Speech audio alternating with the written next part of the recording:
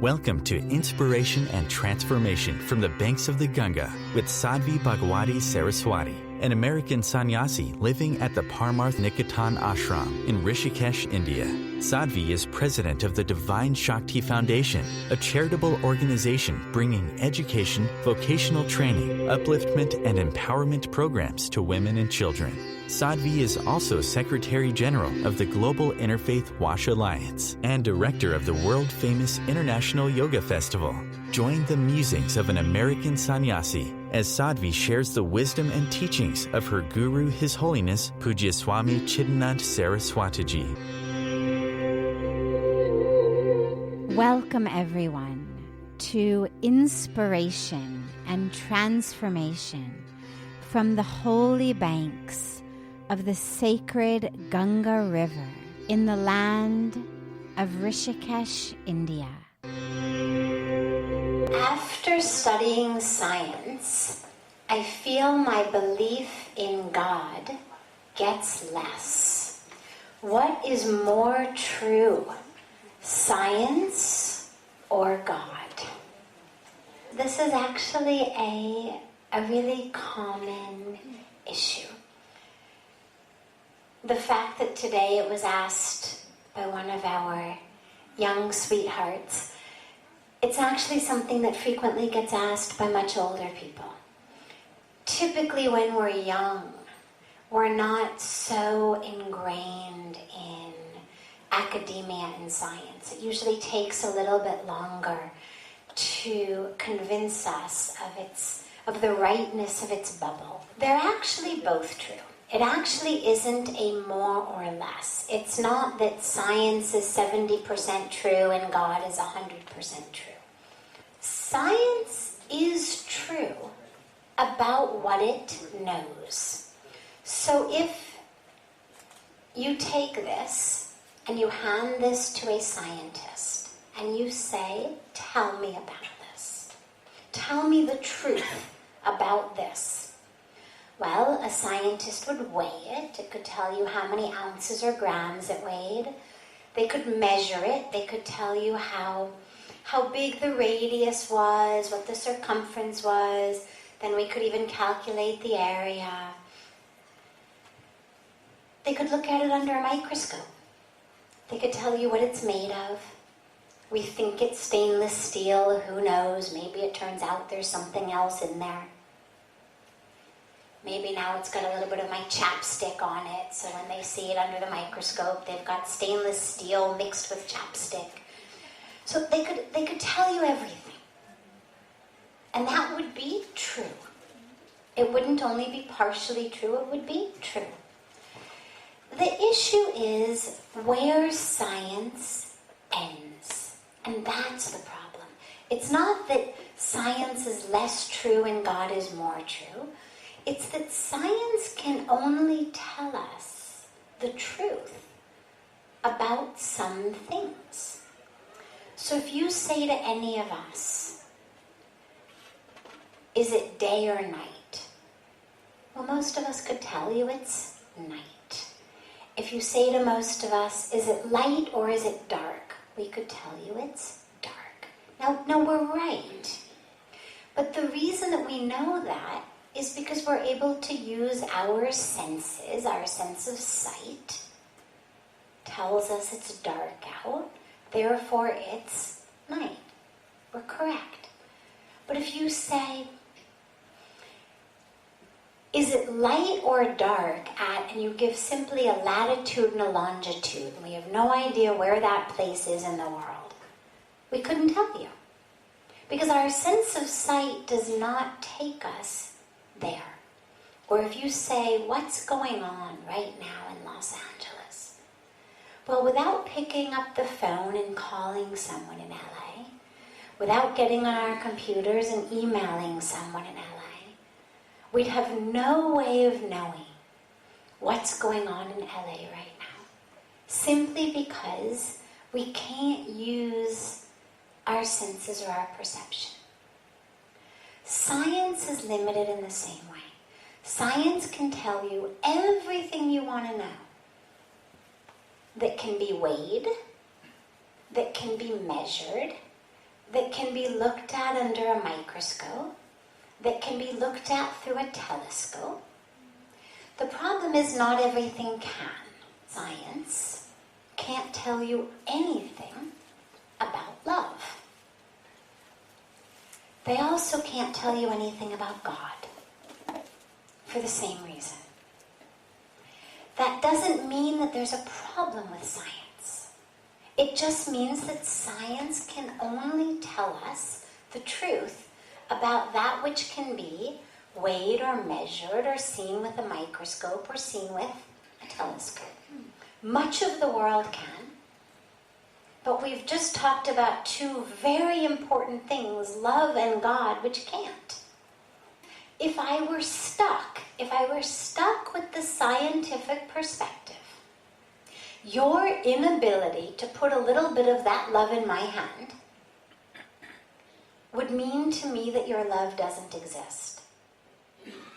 Because I've got certain glasses, and my glasses say it's only real if it has a weight, if it has a volume, if it has an area, if there's a measurement, if I can see it. Okay, maybe my naked eye can't see it. I need a microscope, I need a telescope. But if none of my tools can measure it, your love doesn't exist. The problem is that in science, they're not always very honest. And they don't always say, we only know the truth about things that our tools can measure. They try to say, we know everything. If you fit in my box, you exist. If you don't fit in my box, you don't exist. And that becomes the problem. So if someone ever says to you, you have to choose between science and God, you tell them, I'm not making a choice.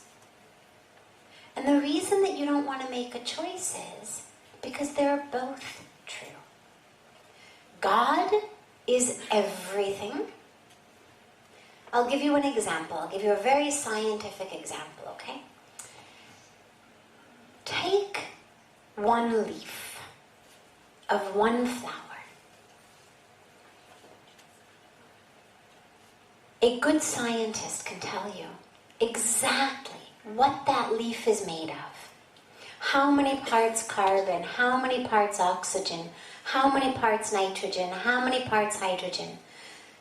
The scientist, a good botanist, could even tell you what type of molecular bonds they all had. But can they make a leaf in a petri dish? Can they make a mosquito in a petri dish? Interestingly, knowing everything there is to know, after hundreds and hundreds of years of scientific advancement, where we've gotten to a point where scientists can tell you every single aspect about not only leaves and mosquitoes, but the cells in our own bodies. We can't create it. And the reason that we can't create it is science can measure, science can weigh, science can rearrange. If you get a set of Legos, you can build anything with them. But if you don't have Legos, you can't just say, okay, abracadabra, let there be Legos. Right? You need somebody to give you the Legos to start building things. And in the same way, science can take pieces of life and do so many things with them, but can't create it. Can't even create a leaf or a mosquito. That's where God comes in. And the reason that we know there's God, and it doesn't matter again what name or what form or what religion we are or how we conceive of the divine. But if you've ever spent any time in a science laboratory, what you know is that even when you know exactly what to put in the crucible. Even when you're in school and the teacher gives you all the pieces that you have to put in your crucible, and you've got your perfect Bunsen burner and everything works, most of the time, you don't actually get anything in that crucible. Sometimes you get some smoke, sometimes you get a bad smell. Even knowing all of the parts of what make things, it's very, very, very difficult to make anything. Which shows us that in this incredible creation, whatever name, whatever form, however we envision the divine, that the plan has been put together so perfectly. There has to be a planner. Yes, science works. The planner has instituted science. Walk off a building, you're going to fall to the ground. It's called the law of gravity. It's not because God punished you for walking off a building. It's not because you got bad karma. It's because there's a law of science. It's called gravity. You walk off a building, you fall down. So science is there for what science can explain. That's what science does. It explains, it names, it doesn't create. So hold both of them in your lives. God as the creator, and science as the explainer for everything except love and God. You're listening to OTR-FM, part of the IOM radio network. Being a radio host on IOM FM allows you to build your show on a rich platform with the power of the internet to fulfill your outreach goals and connect with a very specialized and global online audience, unlimited by time and distance. OMTimes Radio will provide you with web relevance, a recognizable conscious brand, and with the standard of excellence that has accompanied every single Circle of Hearts Radio is a sanctuary on the airwaves. Join me, Grandmother Alaya, in the circle on Sunday 2 p.m. Eastern as I share information to both enlighten and nourish your soul. Hi, this is Christina Ricci with RAIN. Every 2 minutes, another American is sexually assaulted. If you or someone you know has been sexually assaulted, you are not alone. Help is just a call or click away through the National Sexual Assault Hotline. Please call 1-800-656-HOPE, that's HOPE, or visit RAIN.org, that's RAINN.org. Brought to you by RAIN and this station. Welcome back to Inspiration and Transformation. I'm so glad to have you all back here with me. How do we maintain a lack of ego? So how do we take care of our own ego in the face of success and adoration from others? The yagna ceremony that we perform each evening just before the arati is a perfect teacher on this. Most of you were just in the arati prior to this, and just before the arati, we perform this fire ceremony called the yagna. And in the yagna, we offer what's called ahuti, or samagri, into the flames. Now, what that ahuti is actually a mixture of seeds. And here's what the beautiful metaphor is. In our lives, on a spiritual path, we are told we should be egoless. Annihilate the ego, get rid of the ego. And yet, success, adoration are things that tend to bolster the ego. And the spiritual path does not say, thou shalt not succeed, thou shalt not be adored, nobody shall tell you that you're wonderful, that's the only way. The only way to be spiritual is to fail, make sure no one likes you. That's not the path. So the yagna gives us the perfect solution. If you take a seed and you plant a seed in fertile ground and you water it you shine the sun on it, what happens? The seed sprouts. It later becomes a tree. And when you try to uproot that tree, it's very, very difficult. It's easy to uproot a sprout, even easier to uproot a seed. Very, very difficult to uproot a tree. That's the symbol of our ego. It begins with a seed, and then we succeed, we get adored, we get put on pedestals. Or, by the way, it's important to mention, the ego isn't only positive. The ego also works the other way. The same ego that says, I am so great, also says, I am worthless. Do not think for a moment that hating yourself is the humble answer to ego. That thinking that you are useless and worthless and the victim, that somehow that's being humble, while thinking you're great is having an ego. They're both egos. Because what both of them are is focused on me.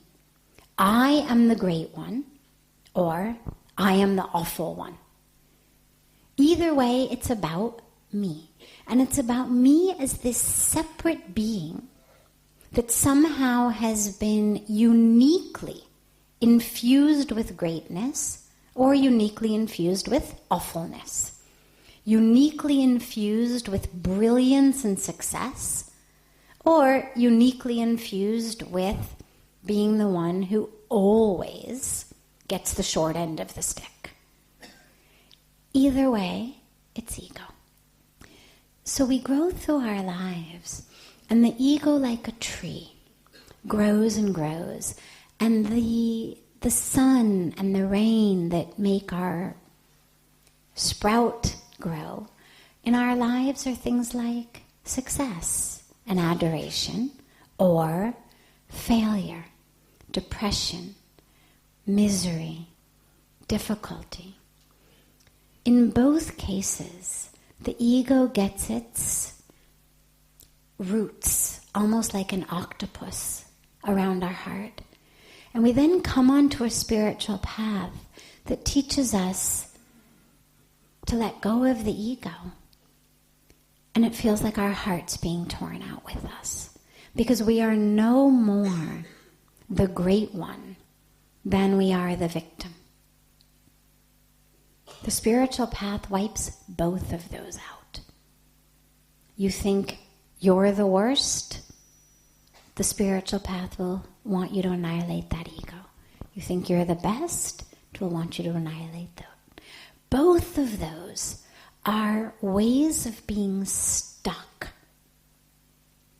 in this individual self, separate from the world, separate from God.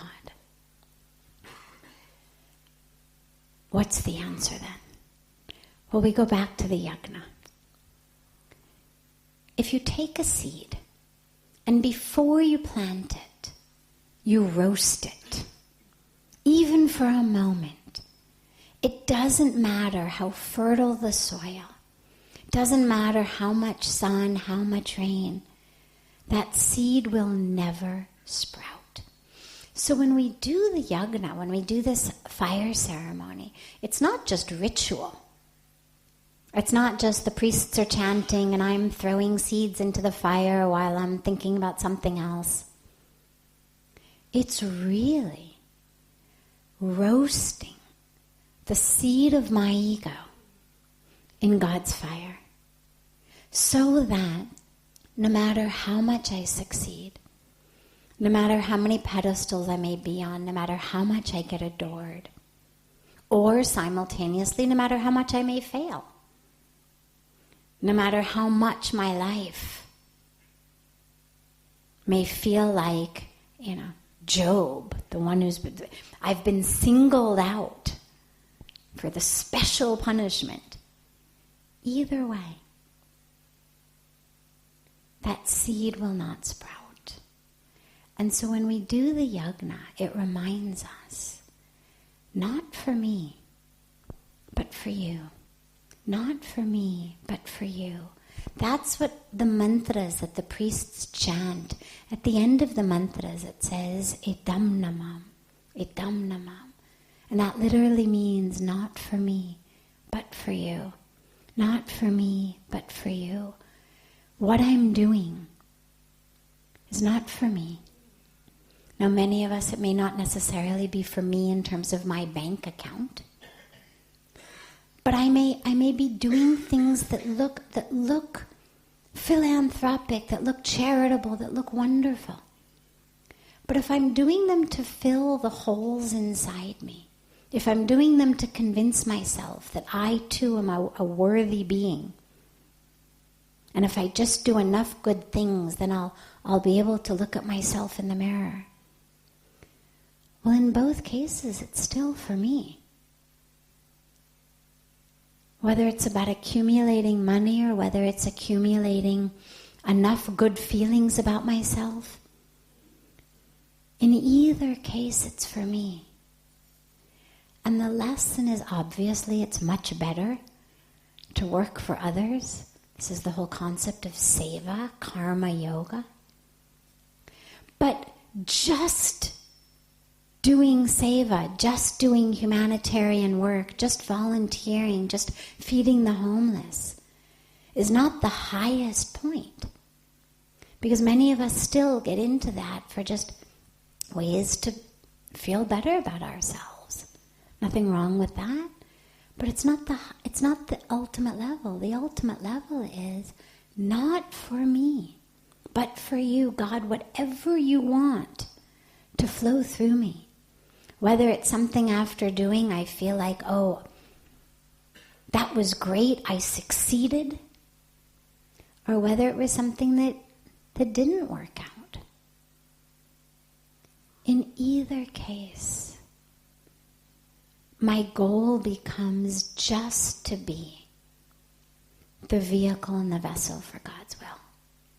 So the way that we maintain an egoless state in the face of this, as the question said, in the face of success and adoration, is to remember it's not me. It's not about us. When most of us succeed, we feel like, oh yeah, I did it. I worked so hard. I'm so smart. I'm so good. I saved the day. But if you're really honest and you look back on all the times that you didn't save the day, most of us tried pretty hard in those times too. It's not just that trying is what makes it succeed. It's not just that being smart is what makes it succeed. It's that in that moment, this was God's will. This was part of the divine plan. I was aligning myself with the divine plan. That's what becomes the ultimate understanding, is, oh God, yes, I've succeeded. Yes, these people are adoring me, but it's only your grace.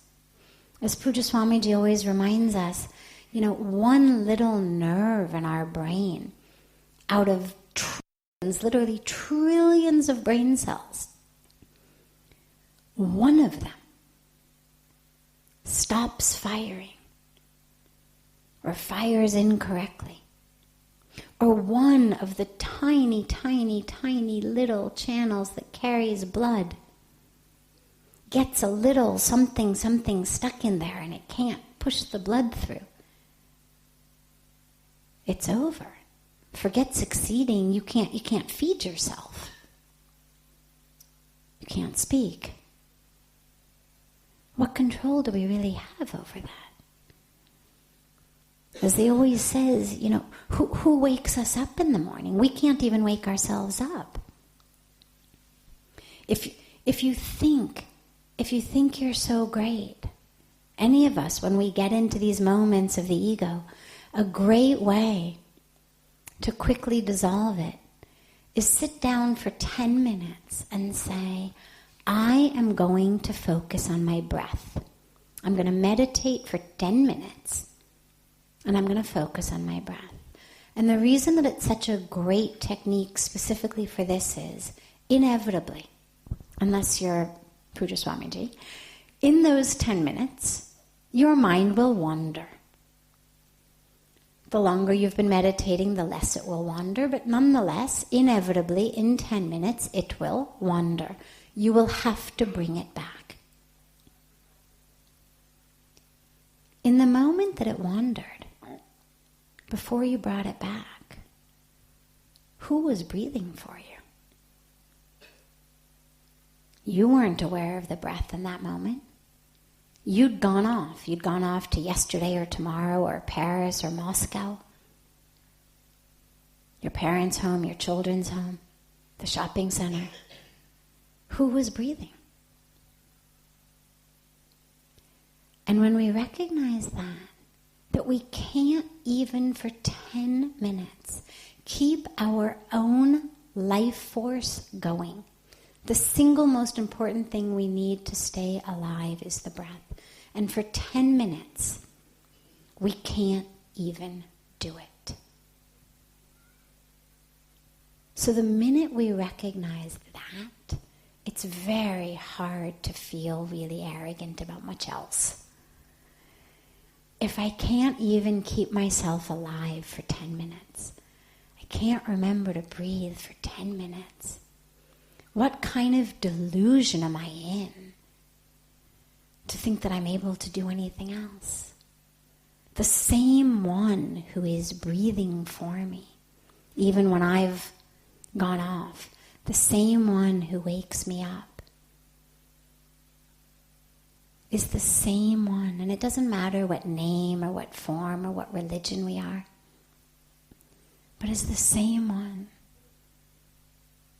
who flows through us and makes things happen when they are part of the divine plan. All of the perspiration, all of the intelligence, all of the hard work are not going to make something happen if it's not in the divine plan. And that's important to remember, because a lot of times we wonder, why am I failing? And it's the equivalent in many cases of literally rowing your boat upstream. You can row it the right way. You can be an expert oarsman. But if the current is going in the other direction, you're not going to get anywhere. And really what the key is to recognize, oh God, what way is your stream flowing? And how can I align myself with that? So that with even less perspiration, I'm able to get even farther. And even though it may not necessarily have been the direction that I had thought my life was going to go, or that when I was a kid I had planned for, but it's so clear that this is the direction your river is flowing. For how long do I want to fight it? Why not use my strength, use my ability in the direction that so clearly is flowing through me?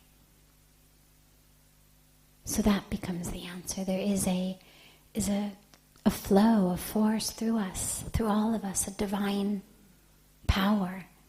That's what's helping us to do what we're doing. Without that, we wouldn't be able to. So for everything we do, everything that becomes a success, it's just thank you, God. Thank you, God, for flowing through me. Thank you, God, for carrying my boat. And when we do that, then the ego starts to crumble itself.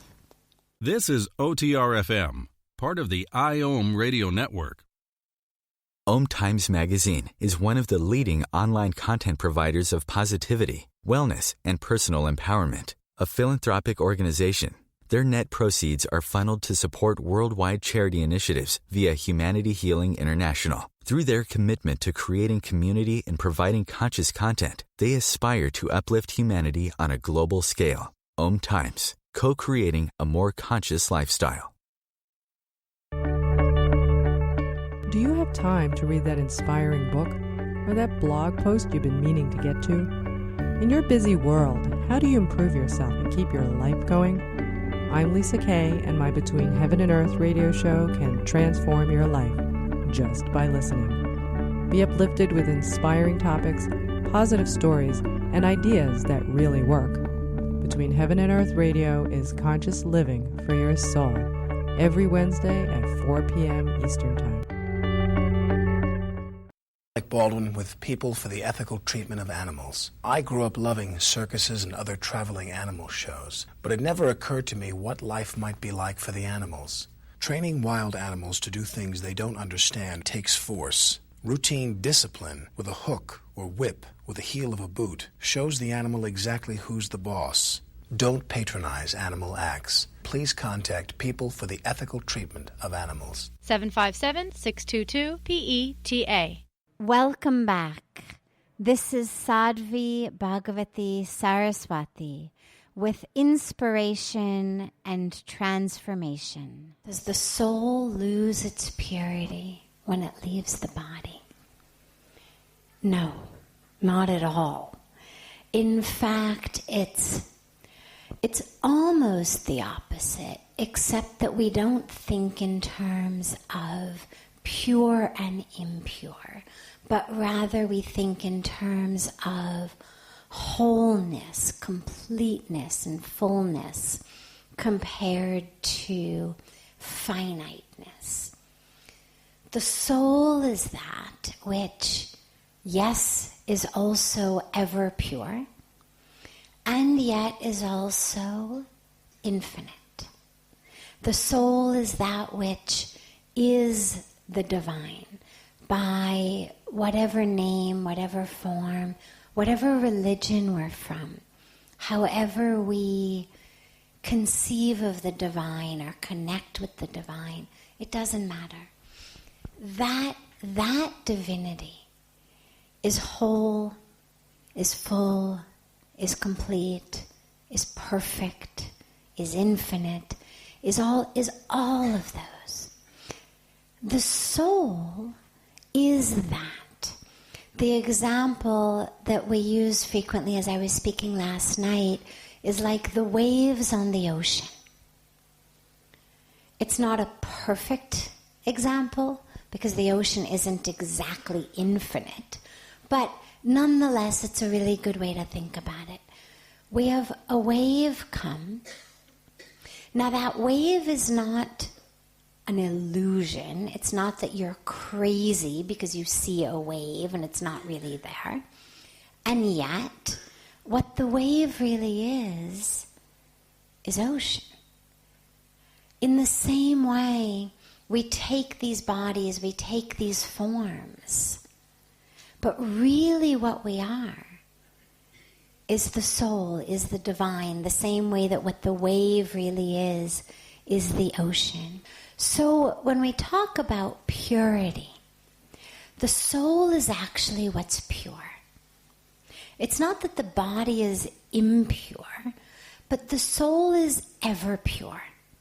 The soul is untouchable. In the Bhagavad Gita, Lord Krishna speaks so beautifully about the soul, and he says, the soul cannot be cut with knives, dried by the wind, wet by water. The soul is untouchable.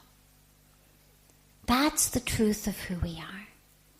It's the body that's born, it's the body that changes, it's the body that dies. What that means is that the core of who we are is pure. The core of who we are is whole and perfect. In the Judeo-Christian tradition from which so many of us come, there's a teaching that the core of who we are is sinful. And that we actually, simply by fact that we've taken birth, simply due to the fact that we're here in a body, we're sinful. We have to do a certain number of prayers, a certain type of prayers, in order to attain salvation, in order to save ourselves or purify ourselves. The Indian tradition is the exact opposite. The Indian tradition says no. The core of who you are is pure and perfect and whole and complete. The core of who you are is not sinful. Rather, what happens is we identify with the body. And in that identification with the body, which is ignorance, not sin, it's not that we're bad people for identifying with the body. It's just ignorance. We got it wrong. We look outward for who we are instead of inward for who we are. So we're facing the wrong direction. In that ignorance, we have certain reactions, certain emotions. Maybe we feel anger based on something we see. Maybe we feel greed. Maybe we feel lust. We have a sense of ego. Due to those emotions, those feelings, we act. We act out of greed, we act out of lust, we act out of anger, we act out of ego. Those actions have negative repercussions in our life. This is the bad karma we were talking about last night. But that's not what many people do, is they draw this direct line and they say, oh, you've got bad karma, therefore you're impure. Or, oh, you acted out of anger or ego or greed or lust, therefore you're impure. No, it was a whole chain of events from purity through ignorance into mistaken action, ineffective action, that has had its obvious consequences and ramifications. But nowhere in that whole chain is there anything about being impure. The mistakes we make are mistakes based on identifying with the body.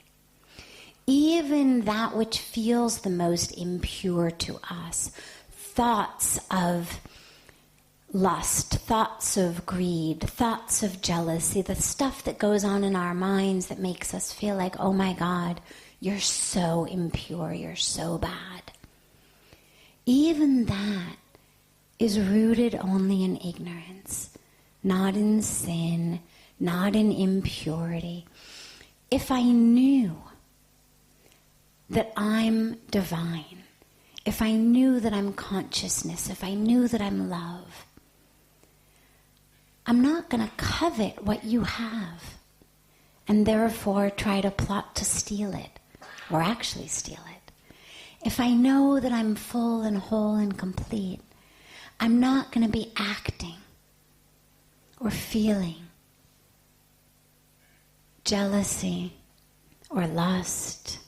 These are all experiences that we have when there's an ignorance within the self of who we are.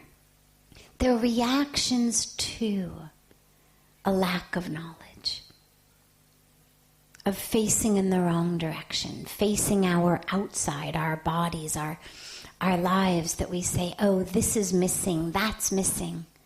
If only I had that, if only I looked like this, if only I were as popular as this one, or as rich as that one, or as successful as this one.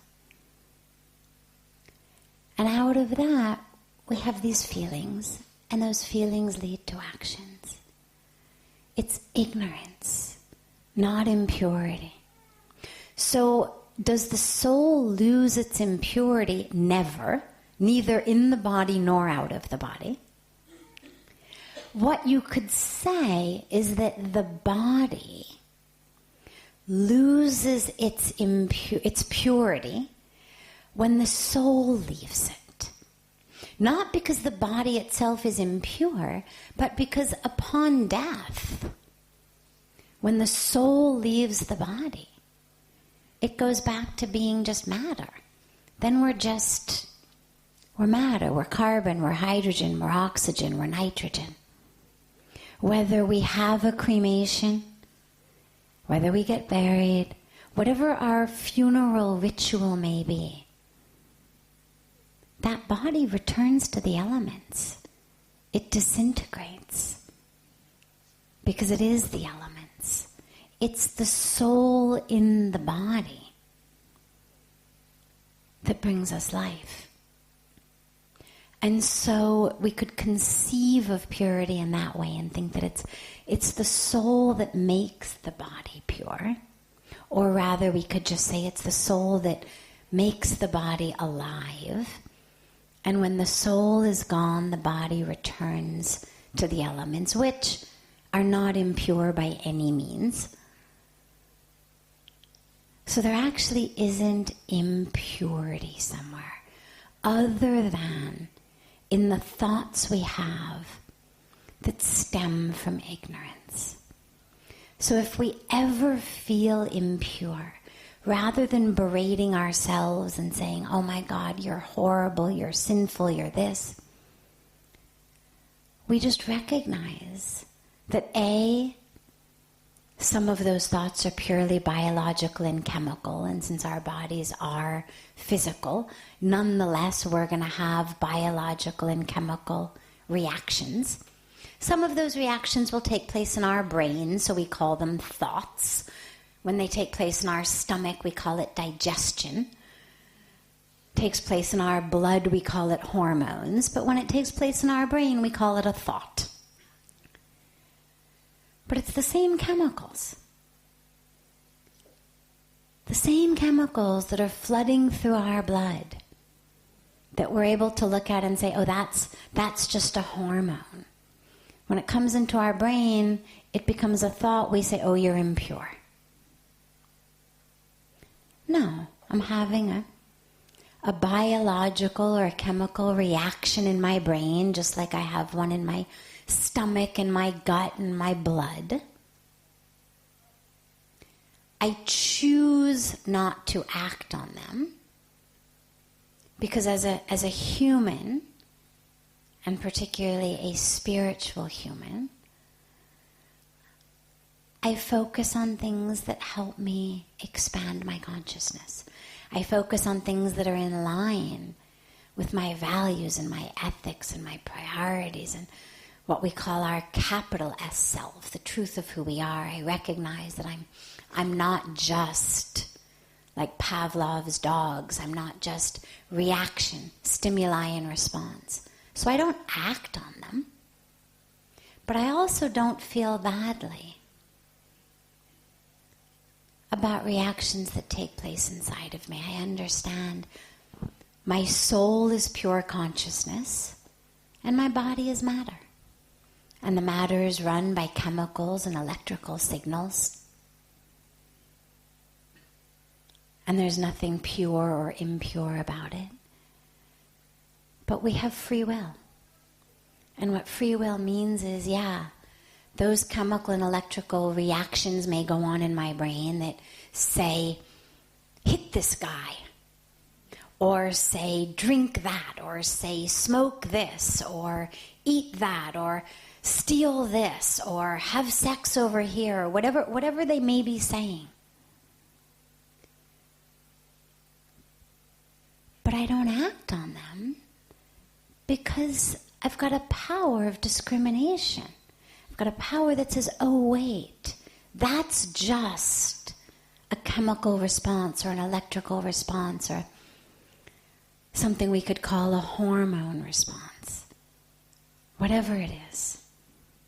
Get into neurology, you can say, oh, that's just my amygdala. I mean, we could go into it as scientifically as we want. But as Pujya Swamiji always says, we're not light bulbs that the world gets to come and flip on and off. And so even that which takes place in the body isn't impure. But we have to remember that we're not just the bodies. We're the souls. And where the consciousness and the awareness and the intelligence and the intention that enables us to make the right choices and to respond in different ways. This is OTR-FM, part of the IOM radio network. The number one reason girls drop out of school in sub-Saharan Africa is lack of access to feminine hygiene products. The Pads for Schoolgirls Project, an outreach of Humanity Healing International, is changing this paradigm by setting up sewing programs at schools, teaching girls a vocational skill, while producing the reusable pads that help keep them attending classes. The girls pay it forward by making and giving pad kits to other girls in need. To learn more, visit humanityhealing.org. Humanity Healing is where your heart is. Circle of Hearts Radio is a sanctuary on the airwaves. Join me, Grandmother Elia, in the circle on Sunday 2 p.m. Eastern as I share information to both enlighten and nourish your soul. When I broke my foot. For leaving me alone when I wanted to be alone. And now, as a grown-up, I'm thankful for being able to take care of you, my dear mom, for taking you to your therapies, for understanding that sometimes you simply want to be alone. Roles change without us noticing. That's why AARP gives you the information to provide even better care for your loved one. Visit aarp.org/caregiving. Brought to you by AARP and the Ad Council. Welcome back. This is Sadhvi Bhagawati Saraswati, and thanks for coming back and joining us for more of inspiration and transformation. Science gives us a way to explain something that spirituality has been telling us for thousands of years.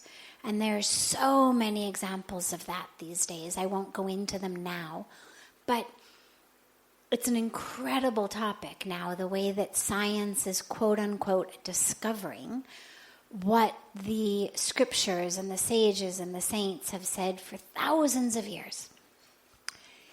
In terms of your specific question of a mirror image of every one of us somewhere, certainly possible. I don't have any evidence to refute that. But to me, what's more important than that is not how out of the 7 billion people, one of them looks just like me. Doesn't surprise me. I mean, really, like mathematically, how many possible permutations could there really be anyway? You know, I mean, it's great to think uniquely, variety is wonderful, but there's really only so many possible permutations of hair color and eye color and skin shade that you can get. The fact that there's only one mirror image of us is actually more interesting to me than the fact that there is one. I mean, that there's 3.5 billion. If there's a mirror image of every one of us who's alive, it means there's 3.5 billion different images. That, to me, is even more miraculous. But what I would say is, rather than thinking about the mirror image of ourselves somewhere else, can we really look in a mirror here? I mean, I can see the mirror image of myself in a mirror. I don't have to spend the next 10 or 20 or 50 years trying to find that person. I can see it in my bathroom. And the question is, when I look at the mirror of myself, can I really see myself? Rather than just seeing what that person may have, which is the same eye color and same hair color and same facial structure, can I look in the mirror and really see myself? Who am I? Where do I stand? What does that mirror show me? And that's for me, the powerful experience and the powerful practice of really looking in the mirror and saying, who am I? Both on the side of, can I see the divine in my own eyes?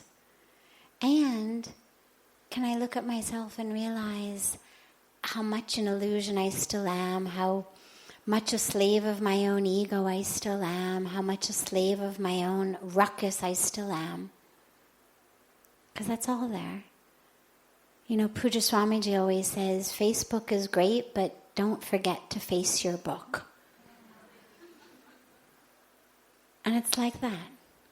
Rather than looking for our mirror image somewhere else, can I use the mirror I've got to really see myself? This is OTR FM, part of the IOM Radio Network. The number one reason girls drop out of school in sub-Saharan Africa is lack of access to feminine hygiene products. The Pads for Schoolgirls Project, an outreach of Humanity Healing International, is changing this paradigm by setting up sewing programs at schools, teaching girls a vocational skill, while producing the reusable pads that help keep them attending classes. The girls pay it forward by making and giving pad kits to other girls in need. To learn more, visit humanityhealing.org. Humanity Healing is where your heart is. Circle of Hearts Radio is a sanctuary on the airwaves. Join me, Grandmother Elia, in the circle on Sunday 2 p.m. Eastern as I share information to both enlighten and nourish your soul. When I broke my foot, for leaving me alone when I wanted to be alone. And now, as a grown-up, I'm thankful for being able to take care of you, my dear mom, for taking you to your therapies, for understanding that sometimes you simply want to be alone. Roles change without us noticing. That's why AARP gives you the information to provide even better care for your loved one. Visit aarp.org/caregiving. Brought to you by AARP and the Ad Council. Welcome back. This is Sadhvi Bhagawati Saraswati, and thanks for coming back and joining us for more of inspiration and transformation. I've been so blessed in life that I feel I owe something to society. Is dedicating my life to society as a way of giving back good? Or should I be happy, grateful, and enjoy life? Regardless of what we have, when our instinct is to grab and to hold and to get more, it's because we're poor inside. And that's why wealth and prosperity and poverty have very little to do with what we actually have in our bank accounts, and everything to do with how full or empty our heart feels. So when you really feel grateful, the only way to enjoy life is by giving back, by serving. It's like saying, well, I'm really in love, but should I act on it? Or should I just sit here and be in love? Well, when you're in love, when you feel love, you can't help but to share it. Not only with the person you're in love with, but with everyone. And this is what happens with gratitude in our lives. So it's a yes and yes. Yes, I should give back. Not because I've got a post-it note on my desk that says, give back to society or perform a random act of kindness or be generous. But I give back because my cup is flowing over. I give back because I'm so full that service is what flows out of me. You can't actually be grateful for your life and be happy living a life that isn't in service. Because if you're living a life that's just for you, it's disconnected, it's cut you off from the universe.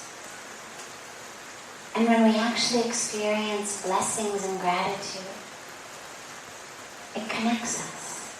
And when we're connected, we serve and we give back. So yes and yes. This brings to a close this hour of inspiration and transformation. Thank you so much for joining me. I'm so glad to be together with you all each week. And I look forward to being together again next Thursday, same time, on OMTimes Radio.